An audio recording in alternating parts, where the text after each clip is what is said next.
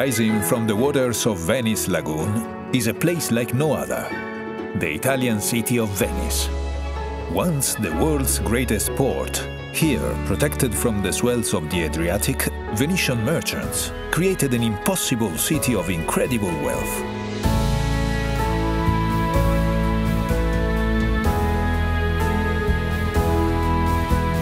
Long hailed as the most breathtaking city on earth, there is no denying that sometimes Venice can be overwhelmed with admirers. But if you take your time and treat her gently, she will reward you with moments of profound beauty and bliss.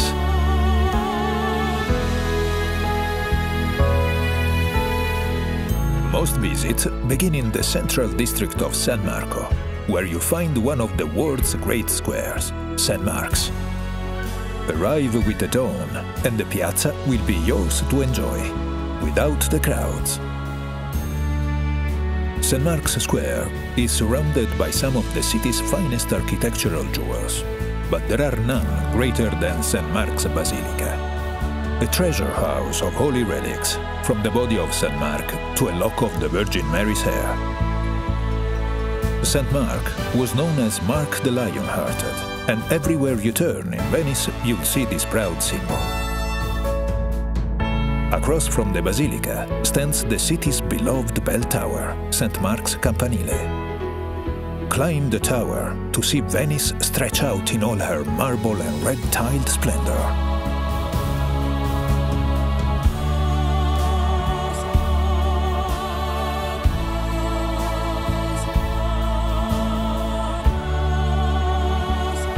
Below the tower is one of the city's great landmarks, Doge's Palace. For centuries, this Venetian Gothic masterpiece was the seat of the Republic's power and prestige. Today, its courtyards, apartments and chambers are a museum, which celebrates centuries of Venetian achievement and glory.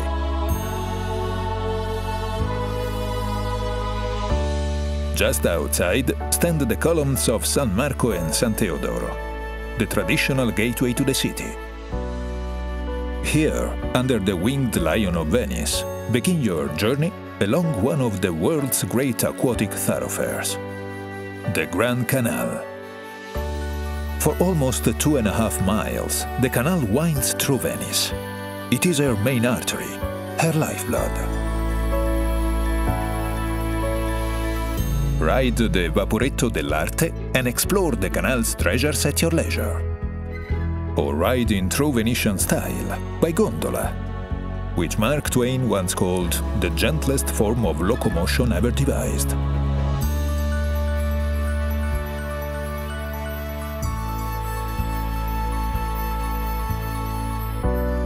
Near the canal's southern mouth rises the graceful dome of Santa Maria della Salute. Beset by plague in the 17th century, Venice turned to the spirit of Mother Mary for deliverance. The plague lifted, and grateful Venetians raised this new church in her honor. All along the canal, elegant palazzos, once the homes of wealthy merchants, slip by as if in a dream. The timeless wake of river traffic laps at their doorsteps, just as it has for centuries. Today, many of the palazzos are home to museums and galleries. Rezzonico allows visitors to experience the opulence of 18th century Venice. While Palazzo Grassi's bold restoration and artworks are the perfect reflection of a city that cherishes its past and embraces the new.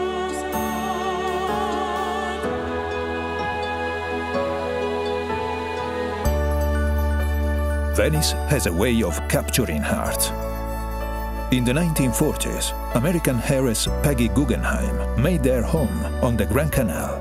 Today, her passion for Venice lives on through her incredible collection of modern art, which brings joy to the hundreds of art lovers who visit each day. Venice is known as the City of Bridges, many of which are works of art too. The Accademia Bridge links the San Marco district to the Accademia Gallery. and offers some of the Grand Canal's finest views.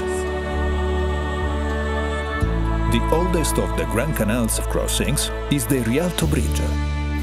For over 300 years, this was the only way to cross the canal on foot, and today still stands as the grand gateway to the Rialto Markets.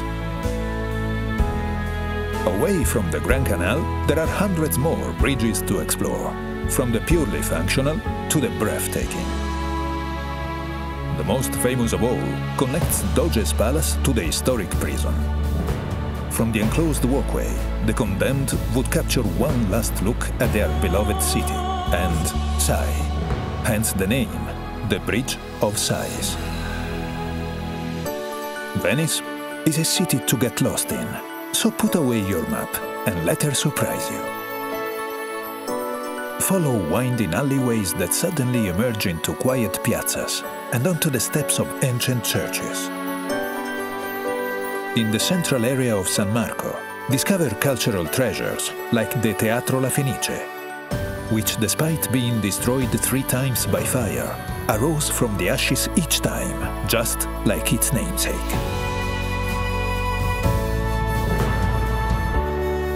The further you roam, the fewer travelers you'll see, and the more locals you'll meet. These are the places where the city surrenders its most intimate pleasures. When the city's embrace becomes too tight, there are places to catch your breath, like the waterfront promenades, or the sleepy canals and spacious piazzas of Castello.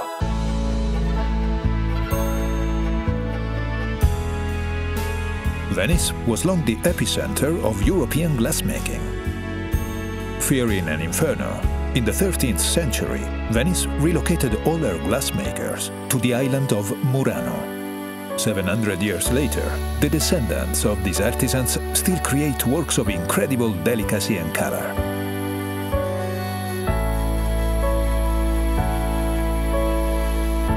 Further across the lagoon is another island famed for its color, the tiny island of Burano. Legend has it that fishermen painted their houses in distinctive colors so they could find their way home through the lagoon's fogs.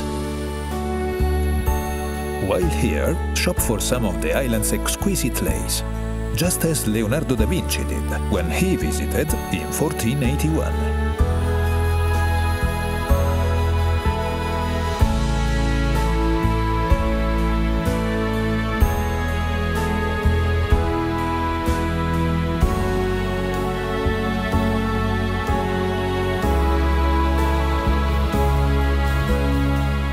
From the adventures of Marco Polo and Casanova to the artistry of Vivaldi and Bellini, Venice has shone her light into the far corners of the world for over 1,500 years.